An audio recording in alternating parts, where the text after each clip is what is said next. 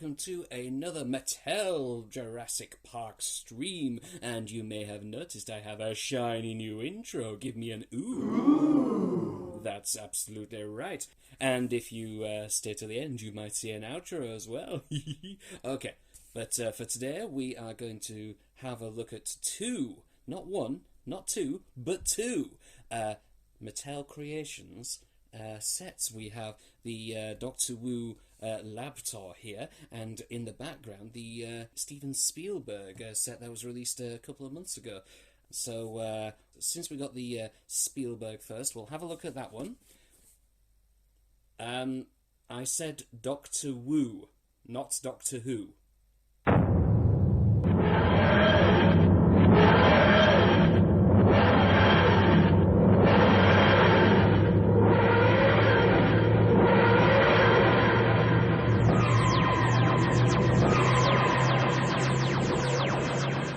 Thank you.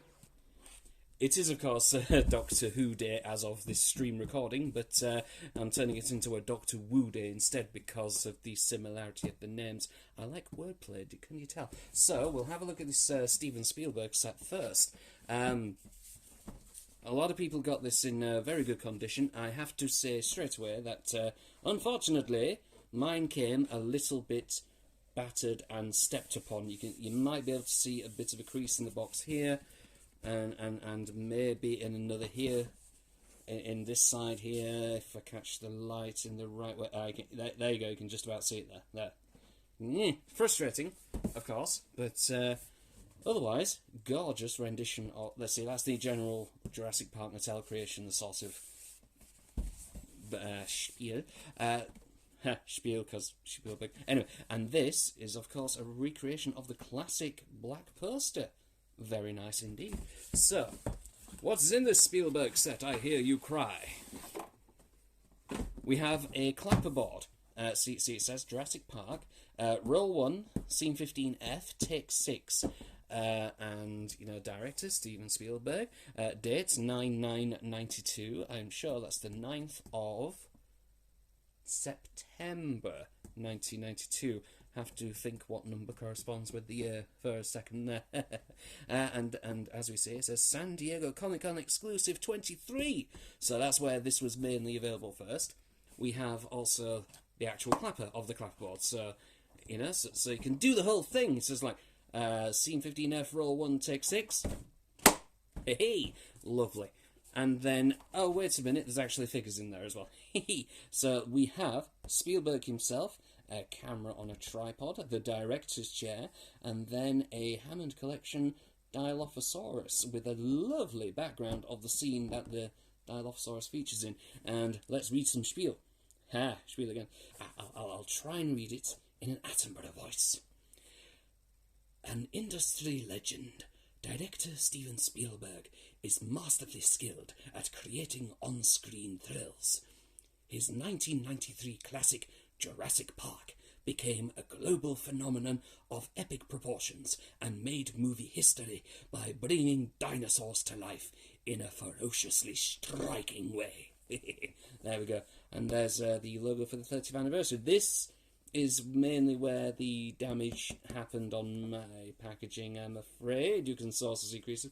What I did is because like the boxes were multi-layered, I tried to reverse some of the boxes when I first took it out and put it back in. So I've had them packed in the boxes, you know, in sort of a reverse sort of way, to sort of like even out the lumps a little bit.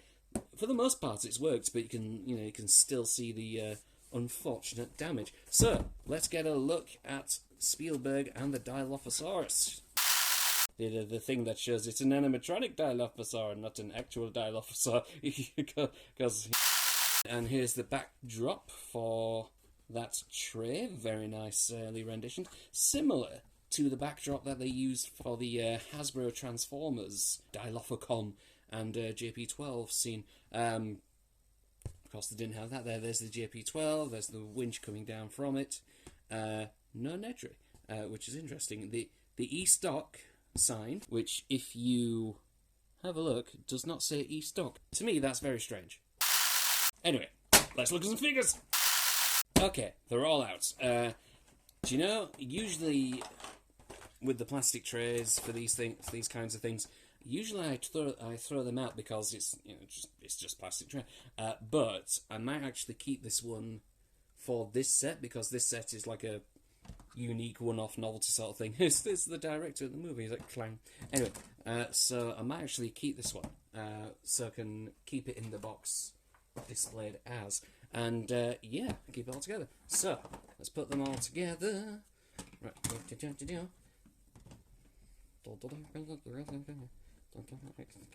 Let's just put them in a thing. Yep, there we go. And then the right. So let's have a look at the Dilophosaur itself. So get it off this. And this is essentially the Hammond Collection Dilophosaur. If you've got the Hammond Collection figure already, then you will know exactly what to expect, because it's essentially the same figure. Bendy tails, been bent up right, and again, I want to put it back in the tray, so I won't want to straighten this out really. But yeah, very nicely done. It's got the same weird arm bendy as the regular Hammond Collection figure, and as with the other one, very nice eye detailing and mouth detailing. So get the jaw articulation going, and there. And then we have this little neck piece here.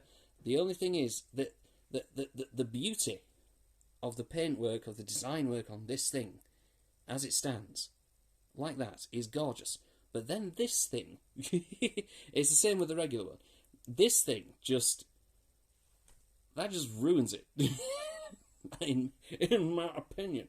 If this was more subtle, it had more detail or something, it would have looked a lot better to me. Or if they'd have just painted this area to make it look more like a resting neck frill on there. But the thing is, if you just have the Dilophosaur without the neck frill, the neck looks incredibly skinny, and it doesn't look very, especially with that back of the head, neck area. It doesn't look very well proportioned at all. Oh dear! Unless, of course, you put the ridiculously inaccurate neck frill on, and then lovely, spin around. Yes, and then you do the thing, and so see there, it's movie accurate, of course, but of course not paleontologically accurate. Having said that, though, the frill piece itself, very lovely, highly detailed, like it, striking. The only thing is, as again, referring back to the nonsense of this piece, how in the world does this come from this? Explain! It doesn't, basically. Again, same with the regular Hammond Collection Dilophosaurus. But then, let's go into something a little bit new. We have this, which is a stand for the Dilophosaur. It's a brand new piece that was created just for this set, and it's supposed to look like an animatronic armature, as they would have done in Stan Winston's days for his studio.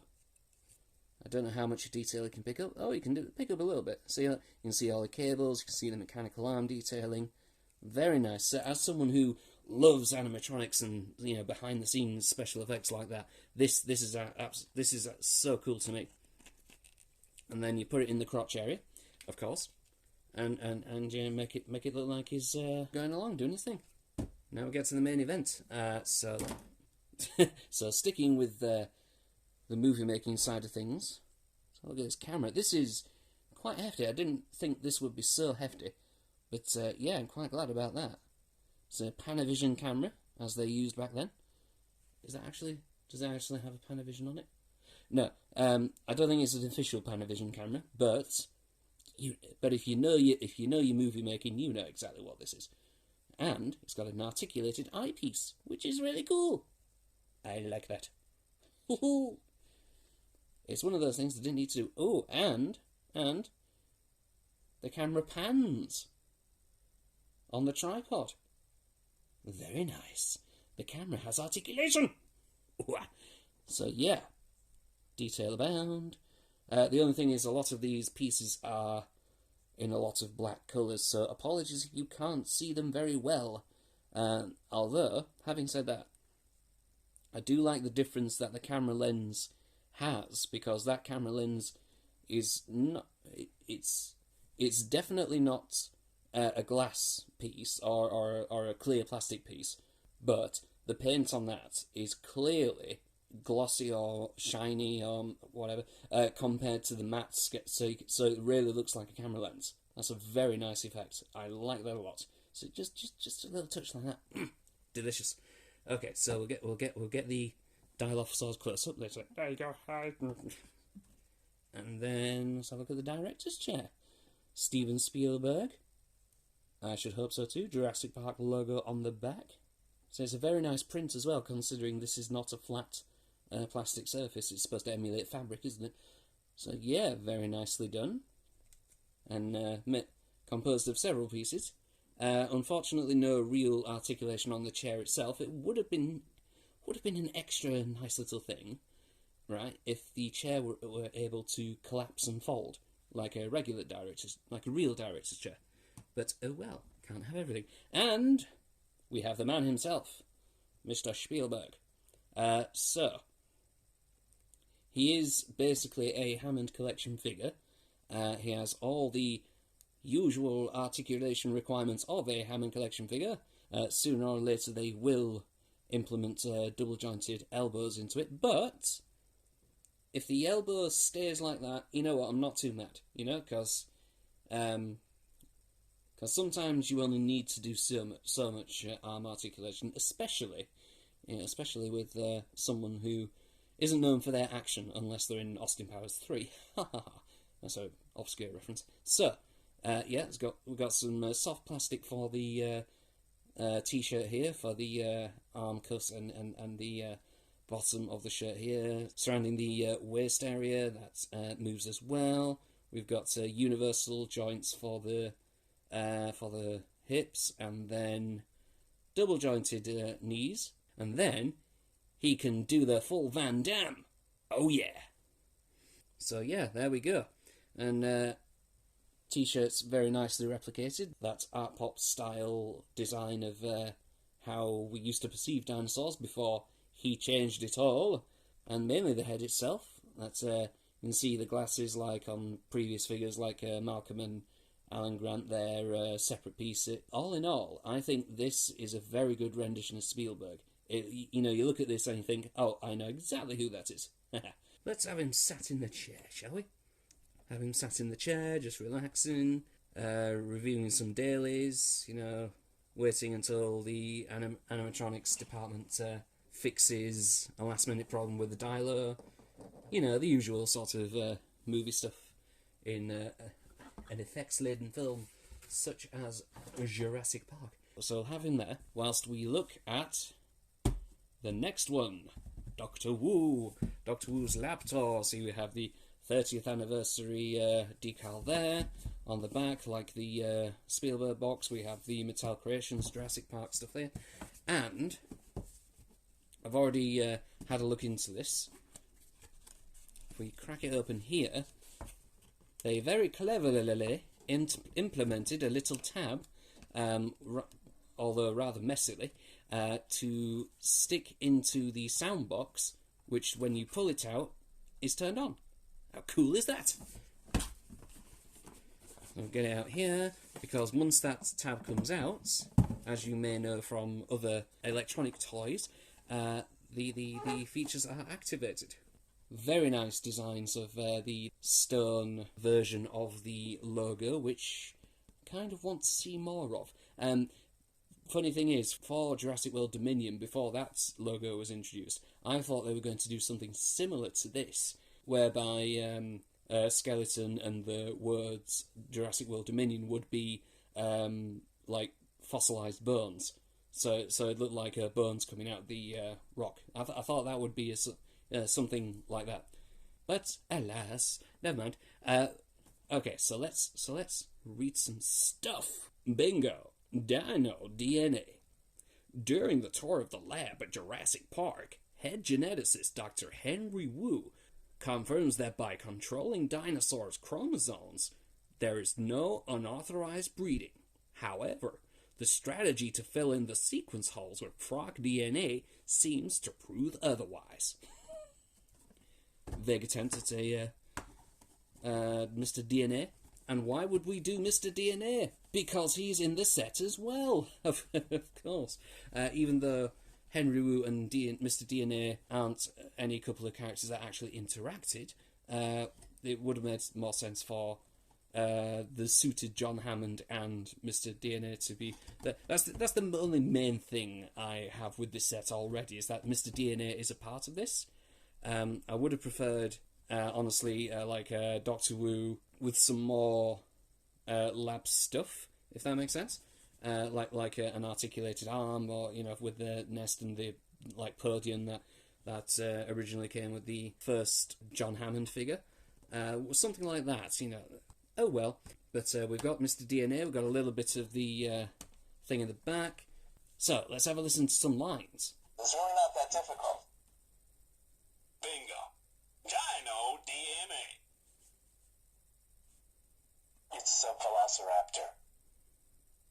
And now, we can make a baby dinosaur. There's no unauthorized breedings in Jurassic Park. Just one drop of your blood contains billions of strands of DNA. Perfect timing. A DNA strand like me is a blueprint for building a living thing. So there we go. Those are the voice clips from the set. Most of the lines are very nicely cleaned up audio-wise. There's like one or two that aren't really as well done as the others, but you know, you can only have so much done on these things, I suppose. We've got some nice backdrop for there. We've got some old computer stuff, and we've got some more of the visitor centre, fossilised rock decoration in the pillars. So yeah, looking like the lab, and we got the plastic tray in the way, so let's get this out. I also forgot to mention the outer box as well with the lab doors. Looks very nice, but it does look a bit suspicious. Also as well, this tray is tabbed into the box. So they are learning. They're learning to tab these things in rather than glue them in, so far as we can tell at the moment. We'll have to wait and see if they stick with this. And here it all is outside of the plastic tray, free from the prison. And let's have a look first at Mr. DNA. Not a bad representation at all. The whole thing looks like it's moulded in like clear plastic, gives it flexibility to begin with. I think it's like the nylon type of plastic that's used for like joints mainly in figures. But so see, this is the thing. I get why the head is transparent, because he has a transparent head in you know, the films, and then but he's also got transparent body parts, and I'm sure those were white in the film. Correct me if I'm wrong. Otherwise, not bad at all. He's got the right kind of expression. The amusing thing about, because he's got a transparent head and because he's essentially eyeballs in the mouth as a cartoon, it goes to a degree of creativity, of cartoony creativity, to create a head for or what the actual head would look like, or what the silhouette of the head will look like, and it's kind of gone for this Casper the Friendly Ghost kind of shape. Definitely friendly. I think the Funko Pop did something similar as well, but yeah, very nice. And he has a stand as well, you know, clear stand, of course, and he can stand almost shoulder height to an average Hammond collection figure. Still very strange that they included him with Doctor Wu, but there we go. And speaking of, thank you. And speaking of Doctor Wu, we can have a look at him. And yeah, not a bad figure at all. The first Doctor Wu figure, so of course it doesn't exactly look like him. There's hints. There's definitely lines and shapes that make you think, I can see what they were going for. So yeah, not terrible. and so you can see thumb, and then a tiny display badge, and that's staff badge actually has a lot of detail in it. Considering the size, you can just about make out his face on that, and the gist of some of the writing. So very cool, very nice indeed. And then we go through the articulation, universal joints for the shoulders, universal joints for the elbows as well, and just over the 90-degree mark, but don't need to worry too much about that. He's not a very action-orientated figure.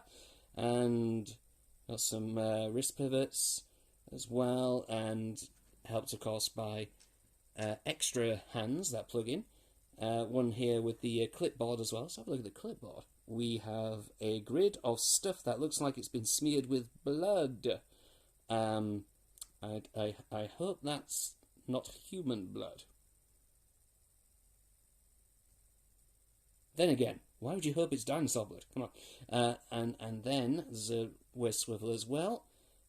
It's I think it's a ball joint waist swivel, because we've got some extraordinary hip action. Lovely. And then of course, like Spielberg, we've got the full range of motion with the legs. So yeah, not bad at all. And we have another accessory, which is an egg. It's see, look how small this is as well. See, look, fingers, it's a tiny baby raptor egg. I don't think I can get it any closer without it defocusing, but so you can just about make out. There's a tiny splodge of yellow for the eyes, and this is obviously just when it's hatching. Very good. Push, push. There we go. So we'll put the raptor egg on the hatching thing there. Yep, alternate hands. One is to handle the last accessory, which is his pencil. Again, tiny little thing. I've kept it stuck to the sellotape that held it down in the packaging, because you don't want to lose this. So I'm not gonna. So this is what I'm doing with it. I'm just keeping it stuck to the sellotape. Quite nicely detailed for a little pencil, but you know, this is the kind of thing where if you lose this, you're not going to replace it, rarely, unless you make one yourself. I don't know, but yeah. So there you go, tiny little pencil. It's even got some graphite in it. So we'll put that back, get that stuck on somewhere. I don't know, there maybe. So yeah, very nice little package for Doctor Wu and Mr. DNA. But like I say, it would have been nice if it was just Doctor Wu on his own with some more accessories for the lab, like the egg armature thing and a more proper podium, because the one we have here is cardboard essentially. It's part of the packaging. However, I've taken this out of the box as well, because one amusing thing I've noticed is that this is basically the sound box that all the things come in. It's a velociraptor. And now we can make a baby dinosaur. Okay. It was positioned like this, so the lights shine down and illuminates whoever's speaking there. But if you turn it over, you've got this groove in here that makes it look like, oh, hang on a minute, is a part of the packaging supposed to go in there? And then you realise, oh, wait a second, I've seen this before. So if we go to the Hammond Collection San Diego Comic-Con exclusive Outhouse playset, and if we get the Outhouse itself... Whoops! Sorry! Okay, it's done. Ugh, so many men don't wash their hands, it's ridiculous. Anyway, so we have this Outhouse set, and then... Oh, look! It's practically the same piece. It's even got the LEDs in the same place. And this is basically the same piece with that, except it's got a toilet stuck to it. The bag doesn't count because that's the figure, etc. It's got a toilet stuck to it. That's the only main difference. So you can take this out, and you can put it in there. That looks very amusing. There's no unauthorized readings in Jurassic Park. Just one drop of your blood contains billions of strands of DNA. The only thing is, you can't take this off and put that upside down for here. Even though, you know. So imagine that. I'll change the scene a bit.